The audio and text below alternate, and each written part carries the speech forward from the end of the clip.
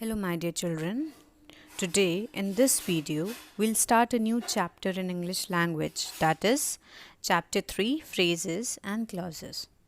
Children, we already know that a sentence is a group of words which contains a subject, verb, and object and conveys a complete sense.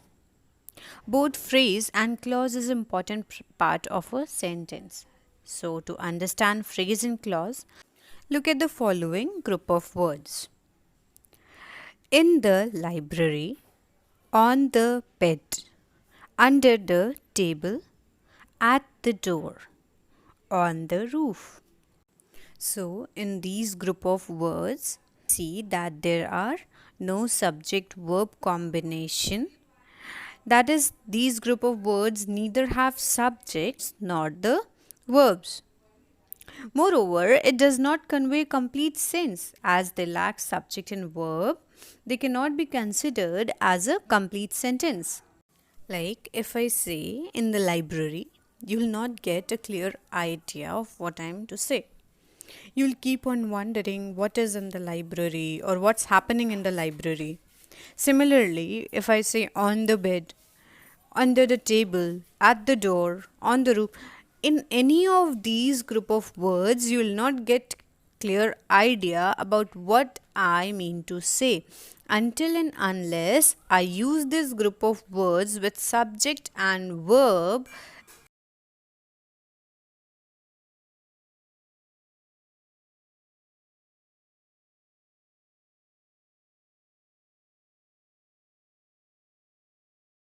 So, these group of words with no subject verb combination and which does not give a complete sense, in English language these group of words are known as phrases. Children, phrases cannot stand alone as it does not convey complete sense. It requires help of other group of words containing subject verb combination to convey a full meaning. So we can define a phrase as a phrase is a group of words that does not contain a subject and a verb or the subject verb component. It makes sense but not complete sense. Now, if I use these phrases in a sentence like she is reading book in the library, he is sleeping on the bed, the cat is sitting under the table, she is waiting at the door, Suman is standing on the roof. Now, using these phrases in sentences, we see that it completes its meaning, and we also get to see that phrases complements the overall structure of a sentence. That means it adds some more information to the sentence. Like if I say she is reading book, it gives us, so the group of words in the library gives us more information about where she is reading book. Similarly, in other sentences also, like the cat is sitting under the table, the cat is sitting is giving us complete sense, and under the table is adding some more information to the sentence.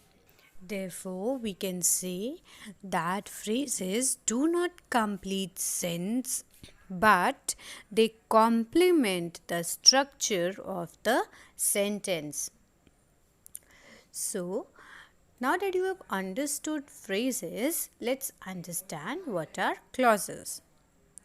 Look at these examples again carefully. She is reading book. He is sleeping. The cat is sitting. She is waiting. Suman is standing.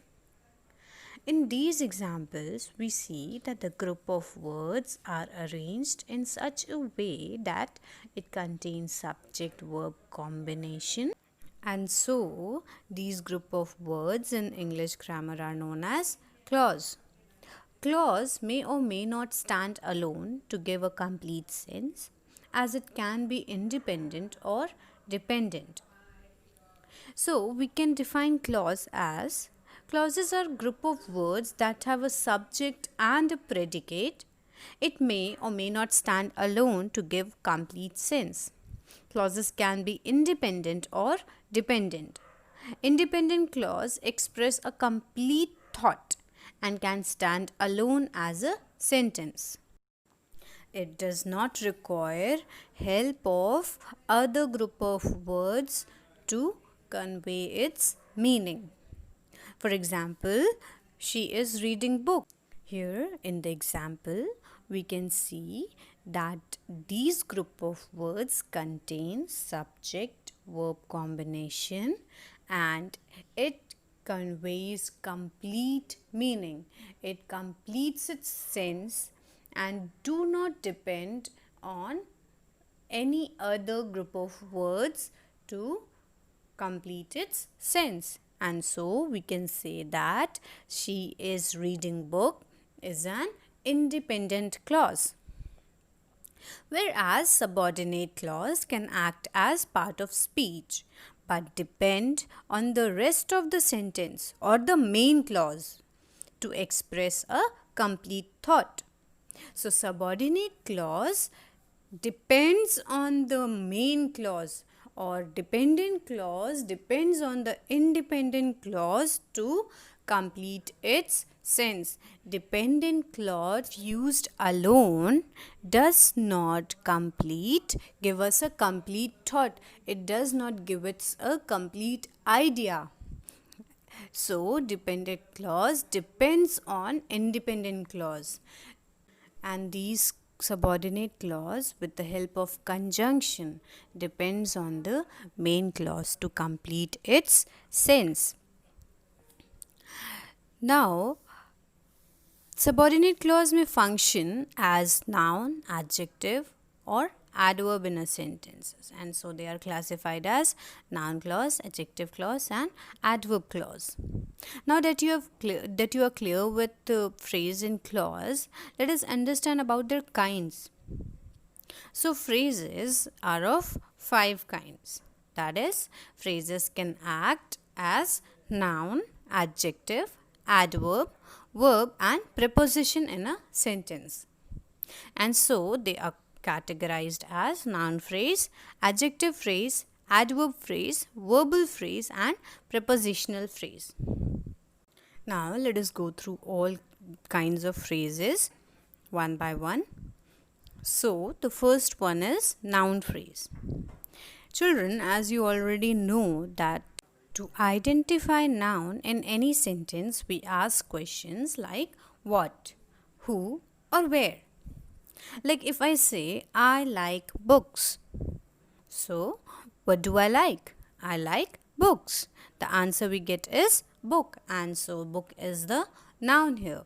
Now, if I say, I like reading books. In this case, if I ask, what do I like? We get the answer, reading books. So, here you see, reading books is a group of words having no subject verb combination, and also reading books here acts as a noun in the sentence as it answers the question what. So reading books in this sentence is a noun phrase. So we can define noun phrase as the phrase that does the function of noun in a sentence is called noun phrase. Similarly, if I say, I enjoy playing tennis. I enjoy what? The answer we get is playing tennis. Here also playing tennis acts as a noun. So, playing tennis in the sentence is noun phrase. Now, the second one is adjective phrase. So, we all know that an adjective is a word that qualifies noun or a pronoun. Like if I say, Ria is wearing a golden watch. In this sentence, golden is an adjective as it is qualifying noun watch. Now, what if I say the same sentence as Ria is wearing a watch made of gold? You see here, I am saying the same thing in a different way. In this case, made of gold is a group of word that is describing the noun watch. So, made of gold acts as an adjective here, and we know that it is a phrase as it has no subject verb combination. So, this phrase, which is describing the noun watch and is doing work of an adjective, is known as an adjective phrase. Clear? So, we can define an adjective phrase as an adjective phrase is a group of words that does the work of an adjective in the sentence. Remember, children, an adjective phrase comes immediately after the noun it describes. Now, look at one more example. She bought a dress of red color. Here also, of red color is describing the noun dress, and we also see that it is a group of words which has no subject verb combination, and so we can say that of red color is an adjective phrase. Now the third one is adverb phrase. We know that an adverb is a word that modifies a verb, an adjective, and an adverb. So look at this sentence. She walked carefully. Here, carefully is an adverb as it is describing the verb walked. Now, what if I say she walked with care? So in this case, with care is a group of words that has no subject verb combination, and also it is modifying the verb walked, and so it acts as an adverb in the sentence. Therefore, with care is an adverb phrase. So we can define adverb phrase as the phrase that acts as an adverb in the sentence is known as adverb phrase. Now look at one more example. The soldiers fought bravely. Here, bravely, the word bravely modifies the verb fought, and so it is an adverb. Now what if I say the soldiers fought in a brave manner? Here, the group of words in a brave manner is describing the verb fought, and so we can say that in a brave manner is an adverb phrase. Now what a verb phrase? A verb phrase is a combination of an action verb and a helping verb or auxiliary verb. Now we know that verbs that indicate an action like go, come, eat, study, etc. are action verbs, and the verb that help or support the action verb or main verb like is, am, are, were, etc. are helping or auxiliary verbs. So if in a sentence there is a combination of these auxiliary verb and the main verb, there we say that it is a verb phrase. So look at this example. My mother has cooked food. Here the main verb is cooked, and the verb that is helping the main verb is has. So the combination here has as an auxiliary verb and cooked is a main verb. So the combination of this auxiliary and main verb is called verb phrase. Now look at one more example. Ravi will help me learn English. Here, help is the main verb and will is an auxiliary verb or helping verb. And so, the combination of the helping verb will and the main verb help makes a verb phrase. So, we can say that will help in the sentence Ravi will help me learn English is a verb phrase. Now, children, you've already learnt about finite verbs and non-finite verbs in your previous classes. Finite verb changes form according to the person, that is first person, second person and third person of its subject. It may be singular or plural. But non-finite verb cannot complete the sentence. It needs the help of at least one finite verb to complete its meaning. And it does not change its tense according to the person or number of its subject. So now, talking about the non-finite verb phrase, there are three types of non-finite verb phrase, that is infinitive phrase, gerund phrase and participle phrase. Children, remember this non-finite verb phrase acts as a noun, adjective and adverb in the sentence. Now let us learn about infinitive phrase. So children, you have already learned in your previous class about infinitives. Infinitives contains to plus base form of verb. For example, to write, to sleep, to study, etc. The base form of verb is used with to, and so it is called infinitive.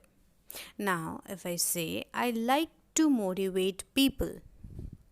Here, to motivate is an infinitive and people is the object of the wait.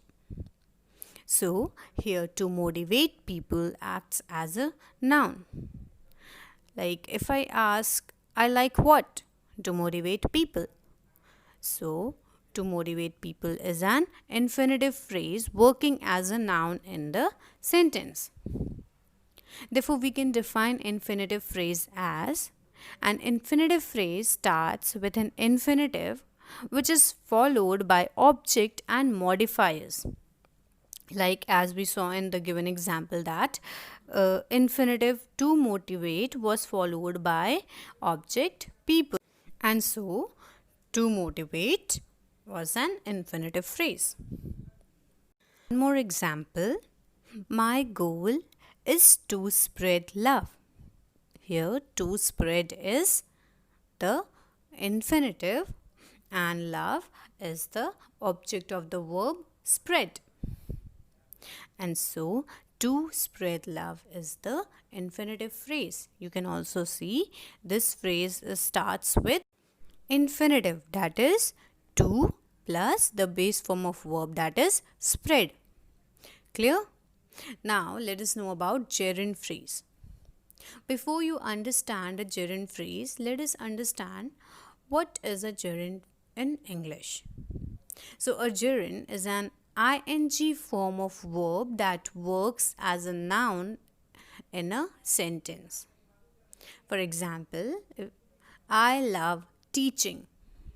See, there is no teaching happening in this sentence. There is no action happening in this sentence. We are talking about something, and the name of this something is always a noun. Like what I love teaching.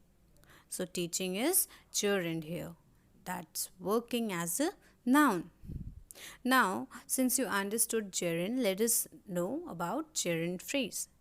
Gerund phrase is a phrase that starts with a gerund and works as a noun in the sentence.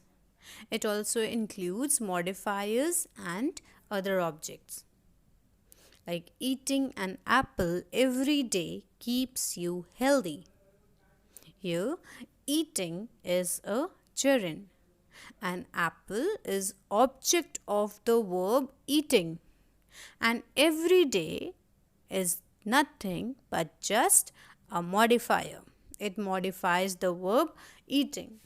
So the group of words eating an apple every day is a gerund phrase. Now let us know about participle phrase. So a participle is a verb form that acts as an adjective in a sentence. It is either present participle, that is verb form ending with ing, or the past participle, that is verb form ending with ed, D, T, E, N or N. For example, speaking, drinking, walking, reading, kicked, learnt, broken, etc. Now, what is participle phrase? The phrase that starts with participle and functions as an adjective in a sentence is called participle phrase.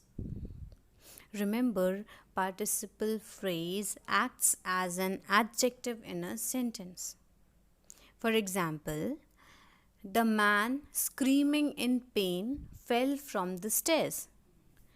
Here, the group of words screaming in pain describes the noun man, and we know that an adjective always describes noun or a pronoun. So here the group of words screaming in pain describes the noun man, and so it is acting like an adjective, and also it is starting with participle. So we can say that this group of words, the screaming in him, is a participle phrase.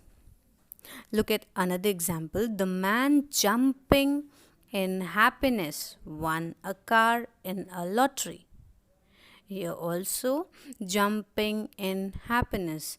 This group of words, jumping in happiness, is describing the noun man.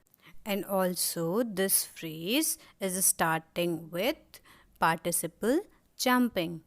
And so we can say that jumping in happiness is a participle phrase. So children, hope you understood this lecture. In the next video, we'll discuss prepositional phrase and the kinds of clauses. Thank you.